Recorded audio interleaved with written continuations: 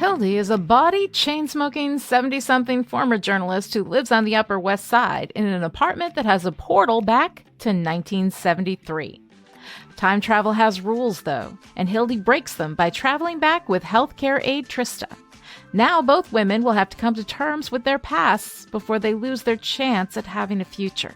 From Ahoy Comics comes Alisa Whitney's Guilt. That's Gilt, a comic book that's Sex and the City meets the Golden Girls by way of the Twilight Zone. Call your local comic book store and ask them to order your copy of Guilt today.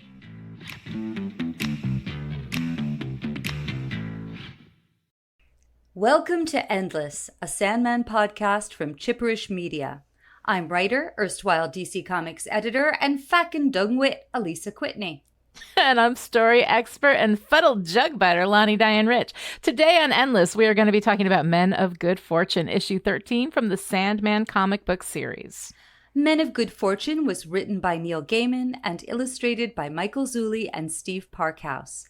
Zylinol did the colors. Todd Klein lettered. This issue was edited by Karen Berger, assisted by Art Young, cover by Dave McKean. You dare imply that I might befriend a mortal, that one of my kind might need companionship? You dare call me lonely? Time to wake up. All right, Alisa, so here we are in what is kind of an intermission in the middle of the doll's house, this little trip back in time, Men of Good Fortune. How do you like this issue? I love this issue. It's a very quiet issue of the Sandman. You could pluck it right out and still not miss anything that would prevent you from understanding the larger storyline. But it's actually one of my favorites, and I think that one of the things I love about it is it's so much like a trip to England, because having been married for, most of my life to an Englishman, I went to England a lot, and you feel history differently there. You go into, one street, suddenly you're touching on things that are from the Middle Ages, and the next you're touching up against something from the Tudor period and Restoration. And you get more of that sense of how much stays the same.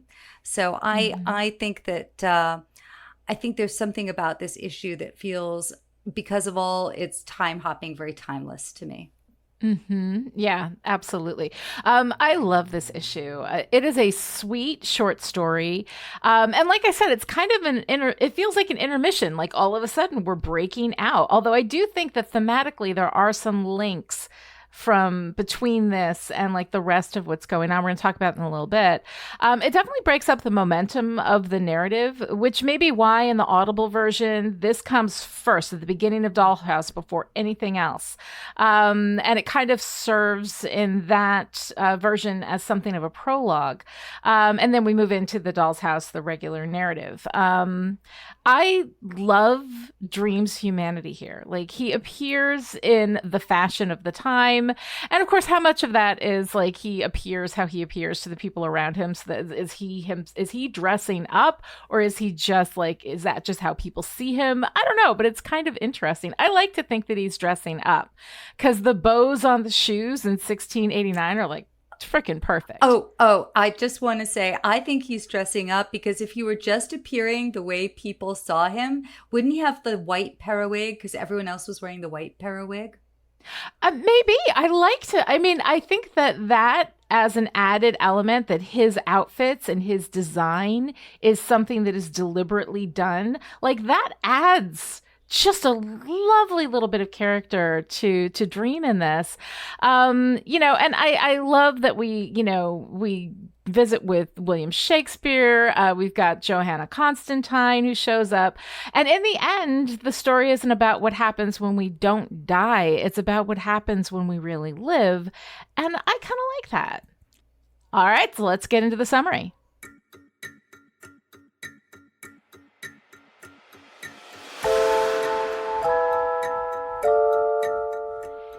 In Men of Good Fortune, we open in the White Horse Tavern in 1389, where Hob Gadling is drinking with his friends when Dream and Death walk in.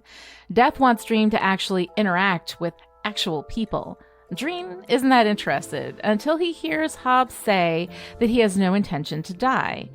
Dream makes a deal with Death and then suggests that Hob meet him back in the White Horse 100 years from now, in 1489. Hob's friends laugh, but Hob takes the deal.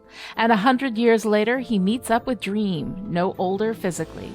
He wants to know if Dream is a demon, and Dream says no, but he doesn't tell him any more than that, except that Death will not touch Hob unless he truly desires it.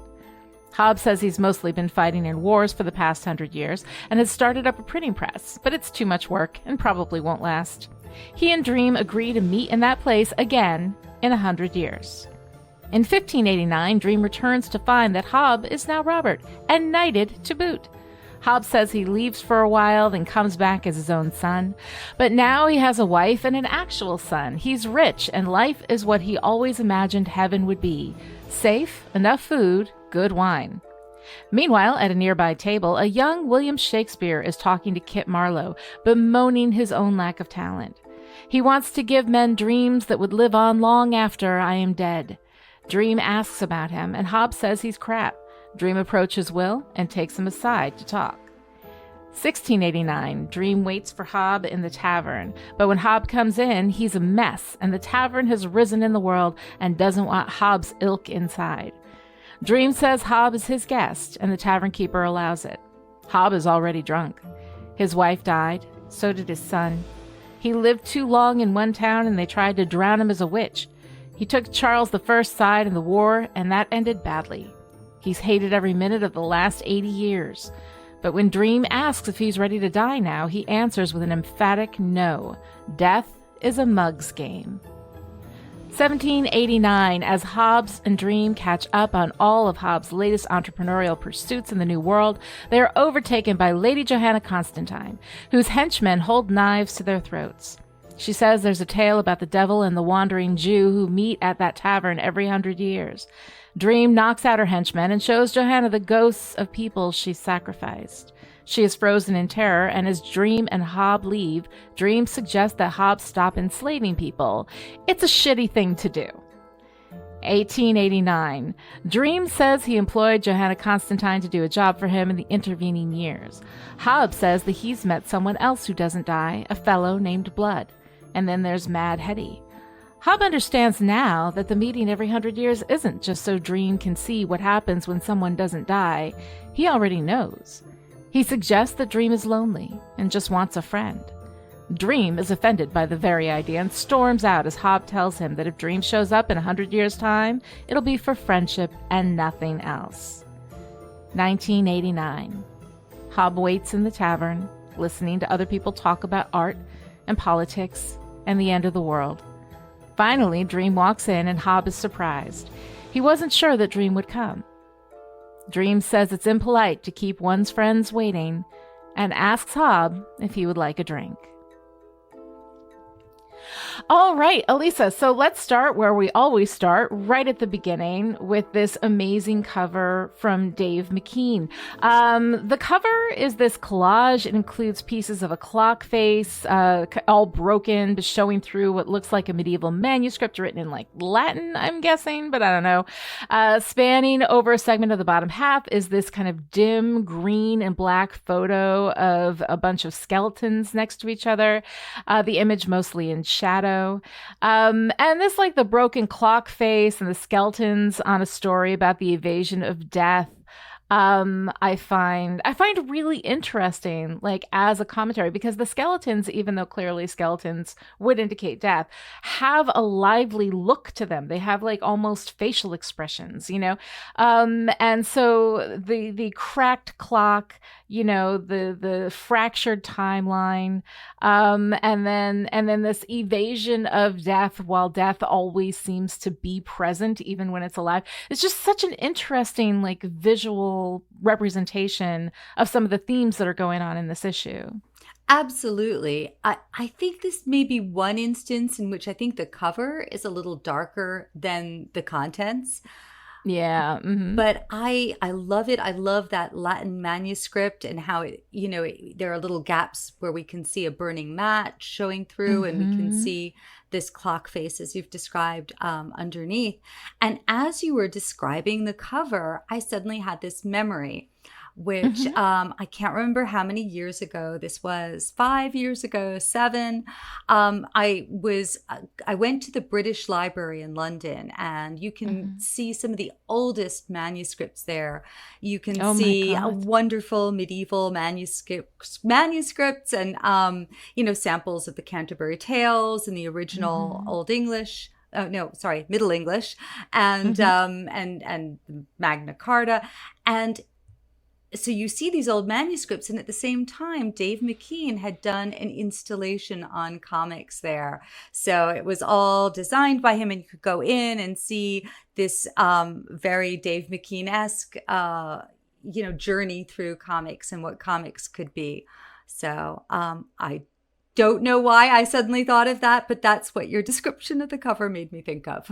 I love it. I love it. I love all this behind the scenes stuff. It's really, really fun.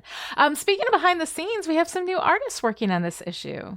Yeah. So, the funny thing about this issue, as we have noticed and had to contend with, is it appears in different places. It appeared in the original run, so that it was coming in at a point where it was also giving the regular artistic team a little chance to catch up and maybe even get ahead. I don't remember. I wasn't yet on staff, so I don't remember if they were trying to catch up or get ahead.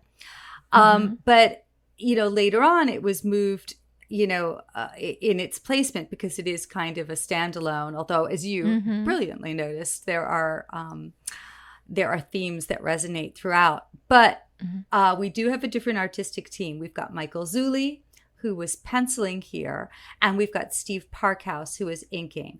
Now, I'll just say for those who don't know about penciling and inking, that in the 90s movie, Chasing Amy, there's a great rant by an inker who, everyone bypasses the inker and only concentrates on the penciler. And he's saying, it's not just coloring, going over the lines.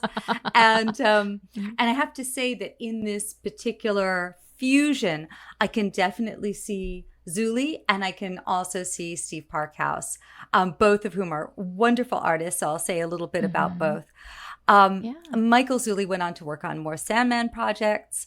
I quickly did my due diligence, and I think there were 7 in all, including the final story arc. And I believe at that time, we had the capability for the first time of just reproducing his pencils. So he's penciling without an inker. Now, it's interesting. Some pencilers definitely, benefit from having an inker. There's something that is the finished look. Zulli's pencils are really, really, I'm trying to find a description. There's a great quality to them that feels both sensual and both exact and sort of soft, and you get a sharper edge with inking. So that'll be an interesting thing to see later on in the series. When I went on to edit a spin-off series from Sandman called The Dreaming, I think I've mentioned that before, and I was editing almost all of it. There's one story that I wrote and Karen edited, and that was with Zulli. It was I just love that. It's one of the comics I'm prouder of. It's called His Brother's Keeper, and it's got Kane's wife. And anyway, it was a lot of fun working with Zulli on that. Steve Parkhouse, who inked this issue, is also a really, really good penciler in his own right. And this is the problem with doing this so many years after the original. I can't remember if I paired him with the writer Peter Hogan, or if they came together, or if Karen did it. So I'm sure that thousands of people will tell me what I can no longer remember. But that they were a team. They did, I want to say, I think 7 issues of The Dreaming. They did a storyline. Mad Hetty's in there too. And afterwards, they continued to work together, and they worked for Dark Horse and did a creator-owned series called Resident Alien, which is now the Oh. award-winning sci-fi TV series and really worth checking out. Yes, starring Alan Tudyk, who is one of my favorite actors of all time, starting with his role as Wash in Firefly. Firefly, and of course, let's never forget Steve the Pirate in Dodgeball. The other thing that I absolutely love, and part of this may be like I'm an Anglophile. I have always loved. I've never been to England, so I'm so jealous. I need to go. But I'm a huge Anglophile. I've been studying, like, I did a history minor in college, and I did all British history classes. So I took classes of everything. You know, Eleanor of Aquitaine was when I think the first class that I took started, and then I've kind of followed through all of that there. So for me, it was really fun to kind of see the representation of one place and how it changed, you know, and how it changed and how it didn't. You know, because the conversations that you see the people having in 1389 are almost the same in 1989, which we'll talk about in a little bit. But you did a little historical tourism piece here. I'm loving this. Oh, well, I think because I'm disorganized, I've kind of put it in two places in this. So, you know, we're visiting this pub to begin with in the late Middle Ages. I think we revisit it during the Wars of the Roses. And again, in Tudor times, Restoration England and Victorian England. And I was going to say that I think for a lot of US readers who may not have been to the UK, it may seem completely implausible that a pub would stand in the same place in use for hundreds and hundreds of years because I mean, I grew up in New York City where anytime there's an interesting old building, we knock it down and put something ugly in its place. There's, you know, Yes. there are sites like Ephemeral New York and Forgotten New York where you can see the strange little remnants of things, but we're not very good at keeping things. And even when we restore them, by the way, we restore them really badly. I think it's 98th Street or 99th Street or 100th Street. There's a little diner, and on top of the diner, there is one of the last remaining wooden structures in New York City. Now, for a long time, it just looked so derelict, you would barely notice it. And then they restored it, and they restored it in some hideous way where it still is sort of wood, but it doesn't quite look, it doesn't look old anymore. Whatever they did is they replaced enough of it that it lost that feeling. In England, they're really good at keeping things. So you walk into, say, the Mermaid Inn in Rye, and it's the floors are uneven, the walls kind of bulge, the windows have that, you know, thick distorting glass. Right, because they're actually liquid, right? So over time, the gravity pulls them down, and that's why old glass gets that kind of beautiful distorted feel to it. I didn't know. I don't know actually if that's true.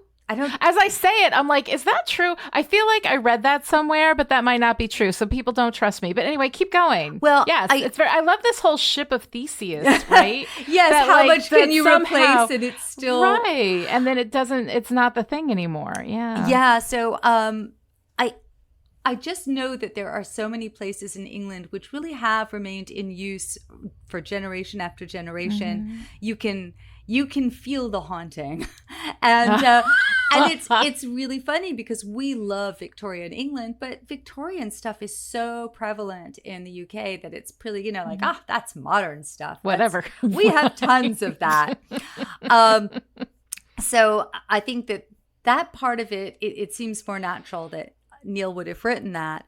So I went into a deep dive in my late 20s about the bubonic plague. I was, first of all, I just became sort of obsessed with the bubonic plague. And then it ended up when I was pregnant with my first kid, I was writing Destiny, a Chronicle of Deaths Foretold. Anyway, so in the beginning, Hobbes says something about the Black Death took half his village. This may be one of those rare moments where I can actually say that's incorrect. He would have said the pestilence, which I am guessing that Neil knows all this. He may have decided to have Hobbes say the Black Death just so that a reader of today would know what they were talking about. I'm sure that I'm going to get a little, of course, I knew what I was talking about. I had to deal with the ignorance of the general populace. No, Neil wouldn't say that. He never talks about people being, but he just wants to be accessible. But also in Victorian times, I'm just looking at my notes. Oh yes, okay, it's the hat thing. By the way, there are all kinds of wonderful vlogs now by I don't know what they are called. They're historical costumers. They're women who are often crowdsourced, and they take the kind of materials you'd use to create an authentic fabric, and they will talk about what's wrong with the costuming in a lot of costume dramas. So one of my favorite things is that in all times before modern, a woman had to cover some part of her hair when she was outside, married, unmarried.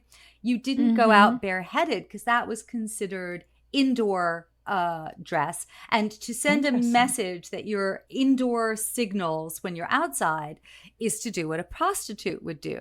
So in all of these, I don't know, Pride and Prejudice and so many, it's the one thing that costumers tend to leave out are bonnets and hats.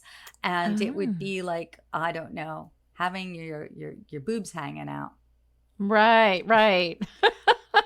But the prostitute, Lushing Lou, is actually wearing a proper little Victorian hat. How neat is that? That is so cool. I love watching those costuming videos too from people who actually have the stuff. When I was doing my podcast on Outlander, I would watch all of those costuming videos. They did amazing work in costuming on Outlander, and what was involved in a woman getting dressed, like a noble woman, and how many people had to come in and get her dressed in the morning. It's just astounding to me what it took, Oh my gosh, as you've been talking, I spent hours doing notes. I suddenly remembered something Neil told me about the Middle Ages, and I'm not. What's this? Oh my gosh, I'm not. I'm trying to think of how I can say this so it's not too disgusting. I should just say that Neil understood really quickly that I love disgusting historical tidbits. Yes, and it turns out, how can I put this? Women did not wear underwear. Underwear was not a part of a woman's dress. You would have all kinds of petticoats that would be close to your skin, and they would get the nasty, that would be what you washed. Your outer garments weren't really washed. And then when women would kneel for hours and hours in churches without the undies, sometimes I guess you'd have, there was a special term for them. These little, like a bessoir is a magical object that's with the owl pellet. Kind of like not a bessoir, but a bessoir. And not magic. Wow. That is a fascinating piece of information that's going to keep me up for a while tonight, I think. There's a special name for them too, and he knew the name. Wow. And I have forgotten. Oh my God. Oh, I'm sorry. I've forgotten the name. We'll just call it the va-va-voom. Yeah. We will call it the va-va-voom. Anyway, let's go on. Because you had some really wonderful insights on friendship in the time of solipsism. Yes, right. Well, it takes Hob 500 years to think about any of this from any perspective other than his own. It takes him 500 years to wonder why Dream meets him once a century in this tavern, And the thing is that I don't think that Hob is a narcissist. He's just immature. Like, even with all of those years of living, he cannot love maturely until he cares about someone else without it being about him at all, right? And nothing in Hobbs' life is not about him, It takes 500 years, but in this moment, it happens. When he talks to Dream and he says, "You are here because you want a friend." And Dream, of course, completely offended by this very idea, But then Hob is just like, "All right, if you come back in 100 years, I know it's because you love me, baby." Like, I love that whole interaction. And I love watching that moment when Hob turns from this complete immature solipsism into somebody who can look at somebody else and be like, "This is what's going on with you." right? And I love it. And I love the way that Dream gets so pissed off about it because, of course, Hob is right. It's so fun. It's fun to watch. And I really enjoyed that particular turn. Like, I loved the whole, like, we're traveling through history and we're telling all of the stories, and it's always fun to tell the stories. And the idea of the ship of Theseus in the White Horse Tavern is it changes, and yet the people inside are still talking about the same things. Like, all of that stuff I love. This is where this story solidified for me and became like really about something. And I love that moment. And this is also what I love about doing this podcast with you, because it was just one of those moments when I saw in the notes this, I just went, oh, yes. And I felt how your reaction was enriching my experience again, which was, it was just really nice. And it also made me think that, it's easy for me to imagine an arc in which a person lives long enough to become less and less human, to become less and less attached to humans and the things they care about. And that's why I think we can really see how, despite all of the horror that you and I have discussed, Sandman as a series has a really optimistic heart. Sandman as a series is about like concepts that are not human. I think, okay, I can't speak to what Sandman is a series, but I've read the first two things. What I'm saying is this. I feel so far what I see is that we have all of these concepts that are anthropomorphized, right? That become more and more human as they go. And I find that it's so interesting and so fun, and to through eternity to reach toward humanity rather than fall away from it, I think is kind of a radical concept, right? Our cynical hearts are like, the older you get, the more shitty everything is, and you just know, and fuck it, whatever, the world's a pit, right? And then you die, The idea that the longer they live, the longer they exist, the more human they become. I find that to be kind of like a really interesting and, yes, optimistic kind of idea. Yeah. And also that, Dream starts out being so convinced that he is right. And so, he's like a dream fundamentalist, as it were. And he becomes more and more willing to see gray areas. Oh, God, it's so fun. I also love this. When Dream gets really pissed off, right, he is offended by the idea that he would want anything, let alone a friend. And I find that interesting because Desire, right, appears so far to be the least favorite sibling. Death and Dream have both kind of, slammed Desire out of her earshot. And then for Dream to be in this position where he desires something, he desires companionship. He's lonely, the idea that is something that is outright offensive to him. You think I would befriend a mortal? And then he does. And that friendship means something to him.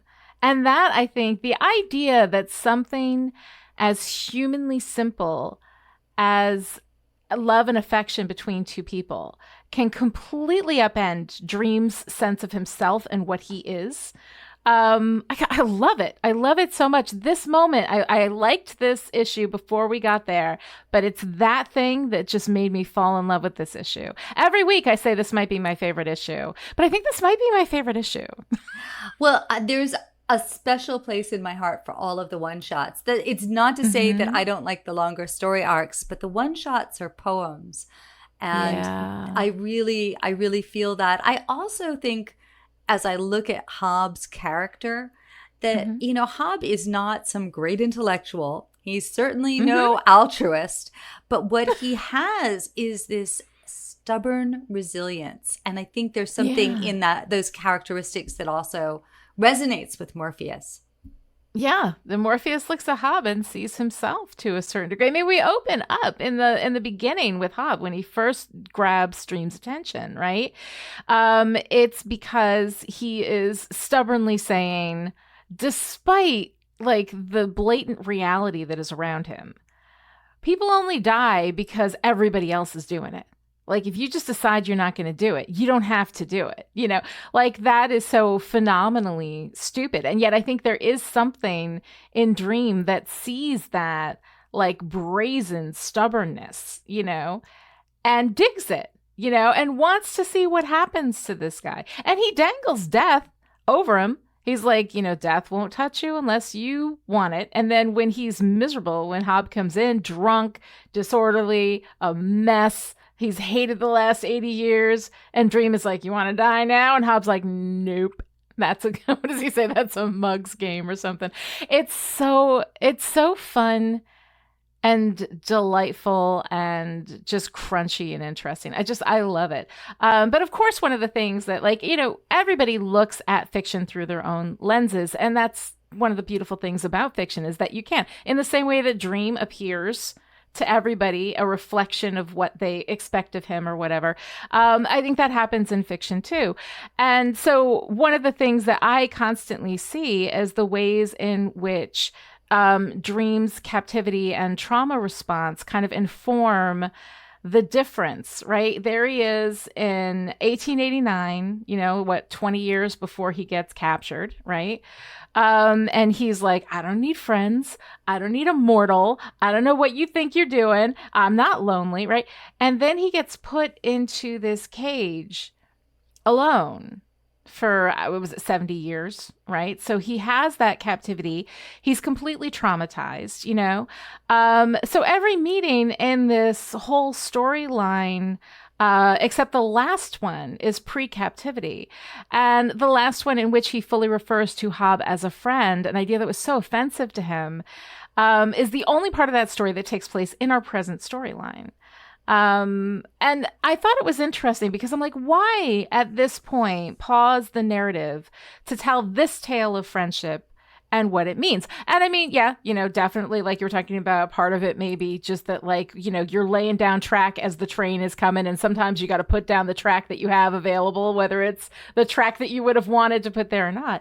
But I think there's something in the Sandman story that speaks deeply to the ways in which trauma changes who we are, and not always in bad ways.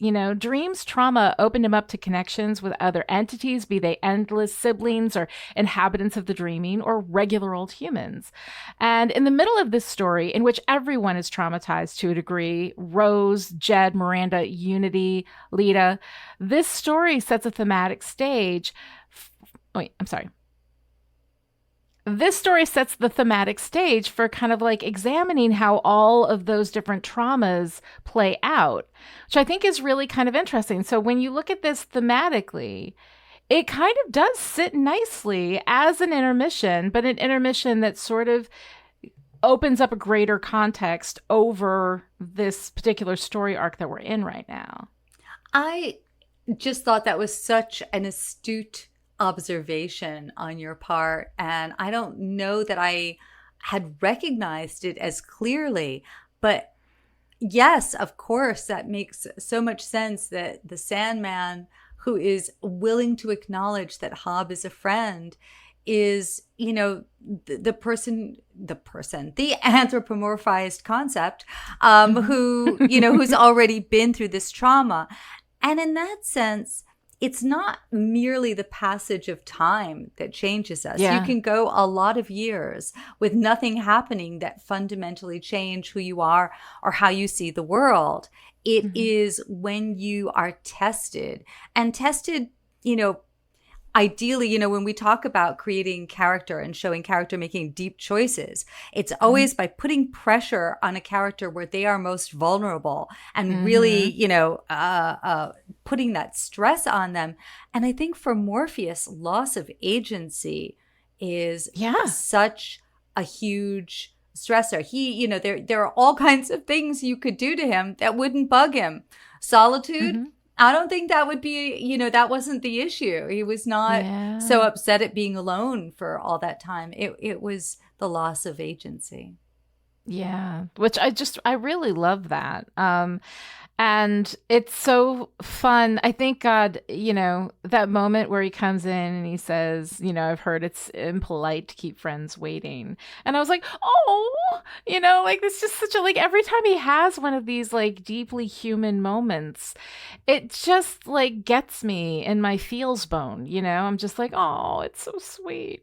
But as we move forward into, I think what is quickly becoming like my favorite part of the podcast is Lucien's library, all of this behind the scenes stuff. And I'd found a couple of things that I wasn't quite sure about, but you called them out too. So I'm going to let you take this because I love your, the extra knowledge that you have about these things.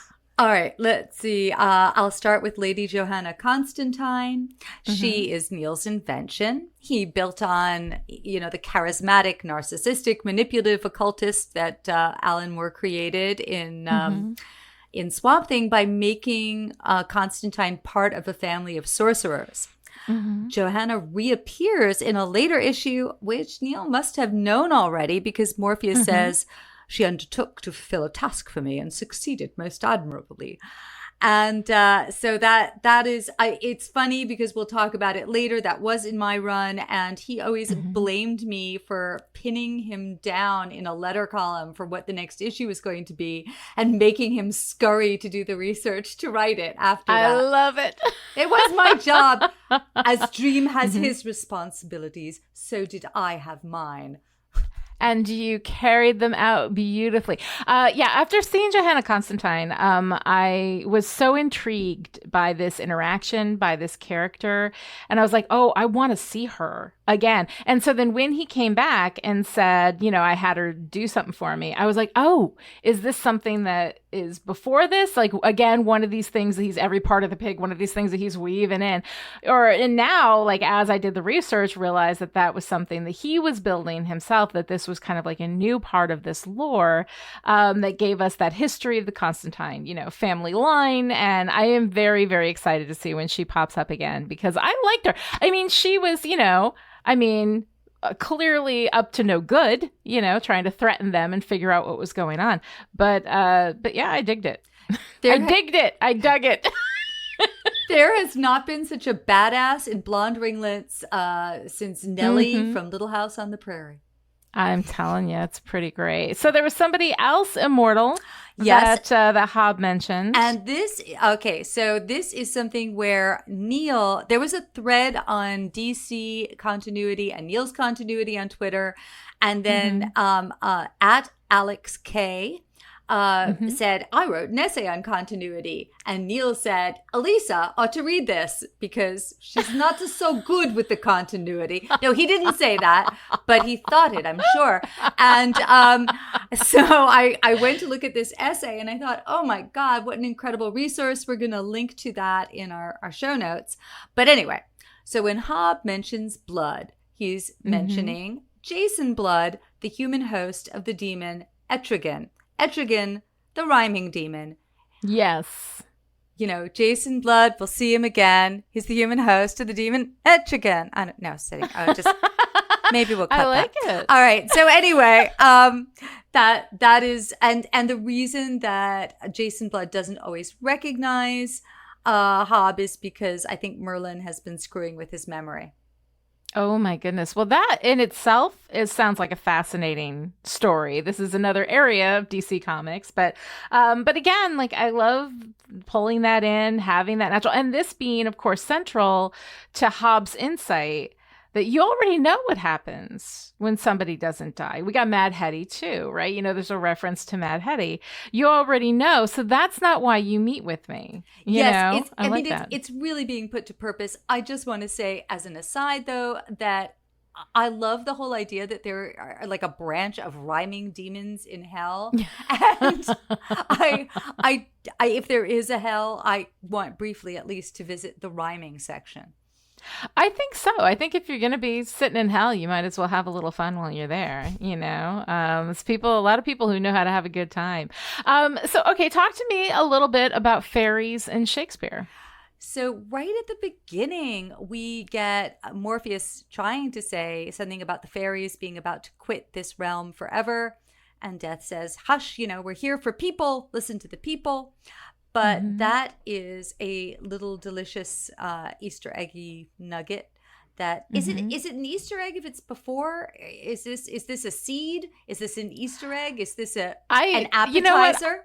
I say let's call all of like anything that hints at something else that this isn't directly about. I would say we can call that an Easter egg. All right. Yeah. So this is a tiny appetizer-sized Easter egg. An amuse-bouche of story. Yes.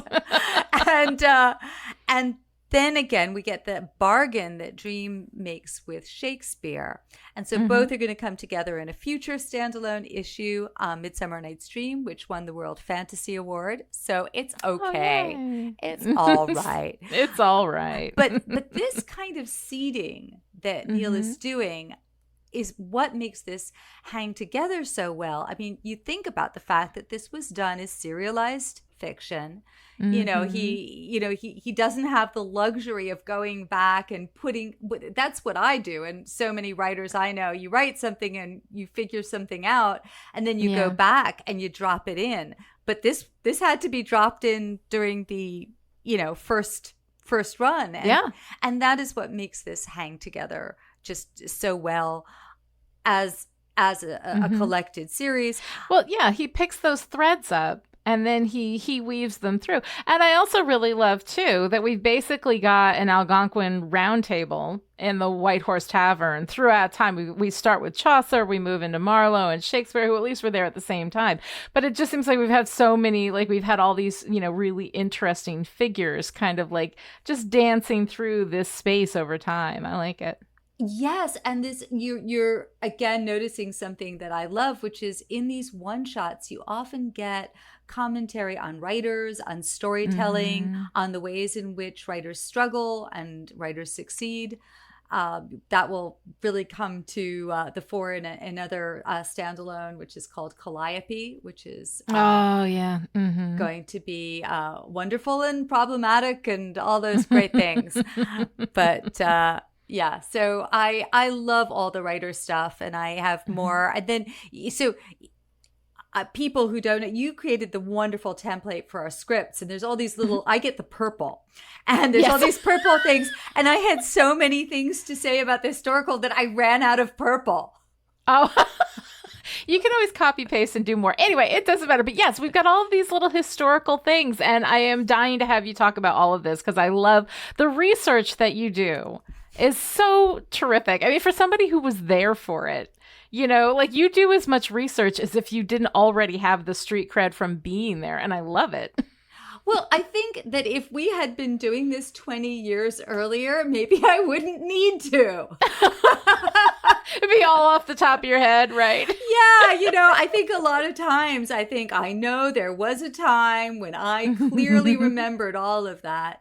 But no, but I don't know that, I mean, to be honest, Neil seems to keep things very straight in his head. I usually have a vague memory of, wait a minute, wasn't there another drummer? And then I have to go and look it up, Exactly. And there are people who just always like, of course, there were 3 drummers and, the first one only had one hand. And that is not something that I can remember. Wait, is that a Def Leppard reference? I just made that up. I don't know. The one-armed drummer from Def Leppard. Okay, is there a one-armed drummer? Only there was a one-armed drummer. I think it was Def Leppard. Although I'm absolutely certain, somebody in this audience is gonna A, know I'm wrong, and B, tell me on Twitter. But go ahead. Okay. So if there, I thought I was making that up, but maybe that was a half memory. Okay. So in the first panel of the first page, someone, it's these. So when you see a balloon that has no tail. And this is the first time we've seen that. That is a sign that this is sort of that murmur of conversation. Yeah. We don't really know who's speaking, and it doesn't matter. So someone says, when Ball and Tyler were killed, the spirit of the working man died with them. So John Ball was a priest involved with the Peasants' Revolt of 1381, and Wat Tyler was the leader of that revolt. And so that's just, these are things, again, that I kind of sort of knew. It's like, wait, I know those names. Let me look it up. Yeah. And also at this point, I know that there's nothing in there that's accidental. Piers Plowman is an allegorical poem about a good Christian named Will, and it's got some elements of social satire. So there's I should go back and say in this early bit, we've got Chaucer looking very put upon as this other guy is, lecturing him like, well, fine, if you don't want to write in the literary language of French, exactly, be more like, I think it was William Langland who wrote Piers Plowman.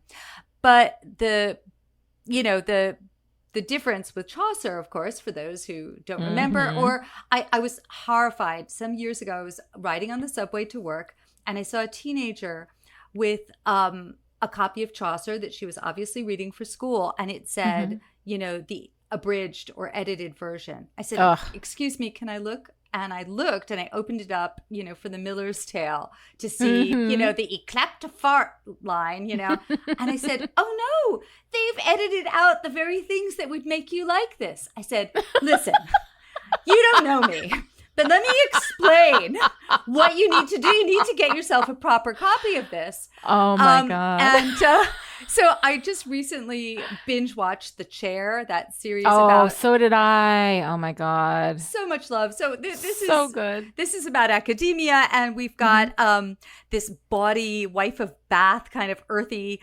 professor, Joan Hambling, and she at one point, spoiler alert, gives a wonderful rant to a bored student about how the Canterbury Tales are full of farting, shitting, and pubic hair. And basically I was, so I think, I don't know if I hope that student, went and got the proper Chaucer.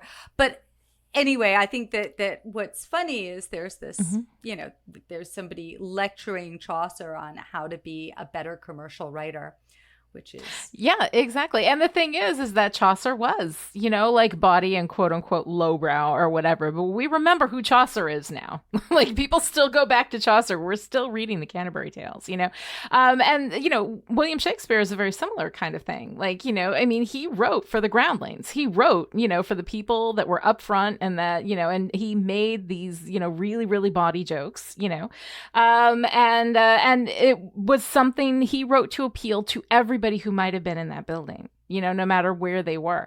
And I kind of like that these like writers for the people, are both people that we remember now. And like, the fancy people who felt that they should be something other than what they were have faded into obscurity. So I say 0.1 for authenticity. Absolutely. Absolutely. Okay. So the last thing is there's a reference to King Lear.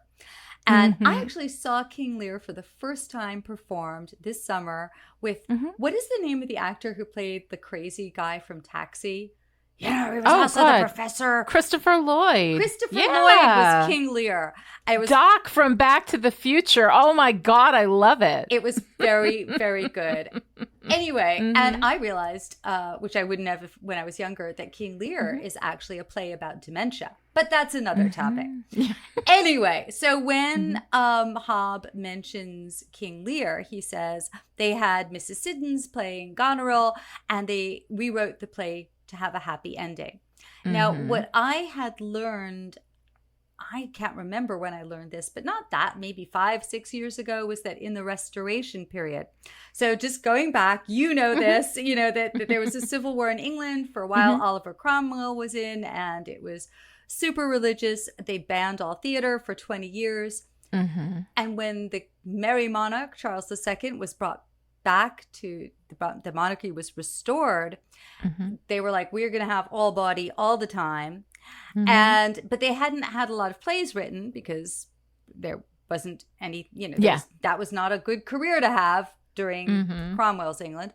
So they went back to Shakespeare, but they really wanted it bawdier. They wanted it happier and very pro-monarchy. So they did a lot of editing of those.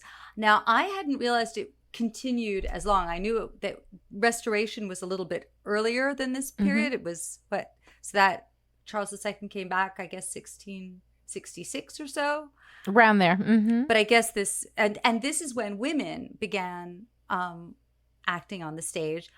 Sometimes women even acting the men's parts. And that brings us to Mrs. Siddons. So I did not know this. I just looked it up and found that Sarah Siddons was considered the first actress who really knew how to cultivate celebrity in the modern Kim Kardashian. Let me send, lots of images of myself out to my public. And and she played Hamlet until she was 50. Oh my God. Wow. Well, that's fascinating. I love that. I love when the presuppositions of history are thrown aside and you can see what people actually really did during those times. Because the things that we believe to be true about a time and a place, like in general, in the specific, will be completely subverted by somebody. Somebody is out there just upending the apple cart all over the place. And it's really, really fun to see that happen. I love that. I didn't know about Sarah Siddons, but now I want to read about her. Okay, so this is now, she was like the earlier Lily Langtry, and I was obsessed with Lily Langtry, who is another kind of celebrity beauty of the Edwardian age. Anyway, the last thing, one of my favorite things from this episode is we've got the old man saying, look, now they're coughing because of those chimneys, and Hobbs saying, you're nuts, old man. It wasn't better when we were young. And so I was looking up, I have some historical books. One is The Common People by J.F.C. Harrison, and it's sort of a history of the common people in England. And I found this wonderful quote that falls into the category of, it was better when things were worse. And it goes, laborers of old were not wont to eat of wheat and bread. Their meat was of beans and coarser corn, and their drink of water alone. Cheese and milk were a feast to them, and rarely ate they of other dainties. Their dress was of hodden grey. Then was the world ordered aright for folk of that sort. And that was the poet John Gower back in 1375, sounding like he was sitting in the back of that pub. Back in my day, we didn't need any wheat and bread. Exactly. We had beans and corn.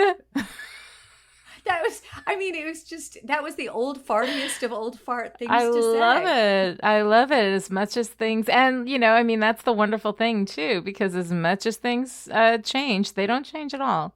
All right. So, Alisa, for Men of Good Fortune, what's your favorite page? Oh, God. I love the first and last pages, which are, kind of distorted mirror images of each other. I also love how late 80s Hob and Morpheus now look as dated as all the other versions. Looks like a costume with Morpheus's very spiky hair. And 30 years later, I'm more convinced than ever that much of what we consider change is window dressing and dirty jokes, complaints about taxes, and predictions of the end times are just, that's what's a constant. I know. And I love that reflection, too, where we have the same conversation happening, 600 years apart at that point? And it's the same stuff. I did have one question. I was thinking about the two things that I noted in the comic. I think it's Kit Marlowe, right, who's casually slapping the barmaid's rump, and she's sort of smiling at it. And I'm thinking, I wonder how that is going to get translated into the TV series. Is, there going to be a little tweak to that. And I think the other thing I noticed was we don't really get any comment on pollution or the environment. And I was thinking how, and again, this isn't meant as a critique. This is amazing, but we're always a reflection of the times that we live in. I think there was more of a common preoccupation with pollution and the environment in the 1970s when I was a kid. Right. And then it seemed to get pushed aside, and there were these other concerns. And that's another thing I'll be interested in. So when we look at, with the TV series, are there going to be moments where, people are talking about, the state of the that pea fog, that pea soup fog that is mentioned in the Victorian, that was a byproduct of the Industrial Revolution in London. And so, there are all kinds of ways that we might see reflected how humans have screwed with the environment and can see it reflected. I wonder now that people and Neil definitely are, probably more thinking about that, is it going to find its way in as well? It's interesting because we do like our stories reflect us back at us, and when we are preoccupied with any particular thing, that's going to find a way in there. But it was funny because there was this one line that Dream says that stories always find their way back to their original form.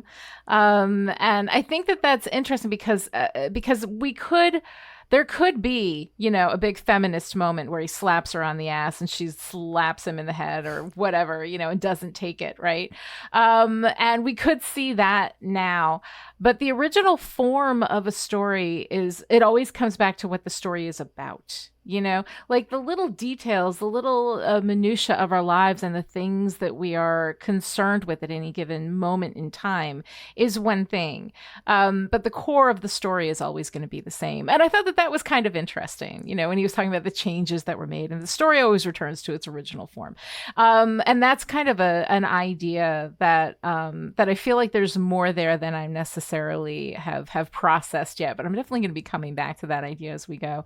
For me, I have to say, like, my favorite page is Dream when he's sitting and waiting for Hob in 1689. Hob comes in drunk and depressed, but Dream's outfit, Dream's hair, he has bows on his shoes. They are high heel shoes. I want those shoes. Like, I want those shoes for me. I love the placement of the panels. Dream all distinguished and stylish. Hob is a complete mess.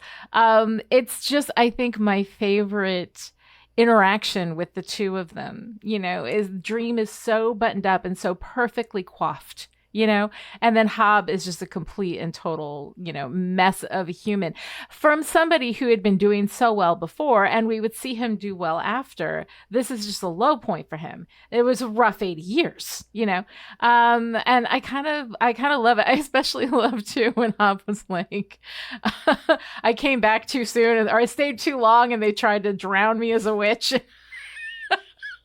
All of the stuff just kills me. I absolutely love it. So what is your favorite part of the whole issue? Well, I think my favorite part has got to be Geoffrey Chaucer, bored and irritated as his friend lectures him on how to write commercial fiction. Yeah, every writer probably really sympathizes with that particular moment, because I think we've all had that where people are like, oh, you just should write this way, or you should do this, what everybody else is doing. I'm like, well, if everybody else is doing it, nobody needs me to do it, and so I kind of love that the writer's complaints sort of show up in Chaucer's, irritation with the idea of commercial fiction, in Shakespeare's imposter syndrome, and for all of the people in all of the world to give imposter syndrome to William Shakespeare is probably the most hopeful figure, right? You think if this guy didn't know that he was good enough, then the fact that I doubt my own talent every minute of every day is not that big a deal. For me, I gotta say, it's just that ending. I have always heard it was impolite to keep one's friends waiting. Would you like a drink? That politeness is even a concept to Dream, that he would entertain that concept, let alone have politeness be a quality that he would aspire to, and hold sacred in that way. All of that it was so touching. It was so lovely. God, that was the moment where I just went, "Aw." It's such a good moment. And I realized that I didn't mention one thing that I was also touched by, which was that Dream also tells Hob to get out of the slave trade. He's not so detached and disinterested that he just says, well, these are humans doing their silly human things. He does care. Right. And we'll see Hob again. And that the guilt over that will be a thread that gets carried through. Yeah, that actually was something that that was really well done. And I like that Hob is, when he returns 100 years later, he is not okay with the choices that he's made. Like, he knows that's one of the worst things that he could have done. And that as a commentary on, Dream's investment in the human experience and on Hob's growth you know. And on a much lighter note, and this may not be something that I should say here, but if you love the bows on those shoes, you've got to check out Fluvogs, which are these weird shoes which have a lot of designs that are clearly patterned after that. I don't know, is it restoration? Those sort of weird... Yeah! Oh my god, it's so adorable. I love it. I love those shoes. I'm going to have to take them. I'm going to check them out.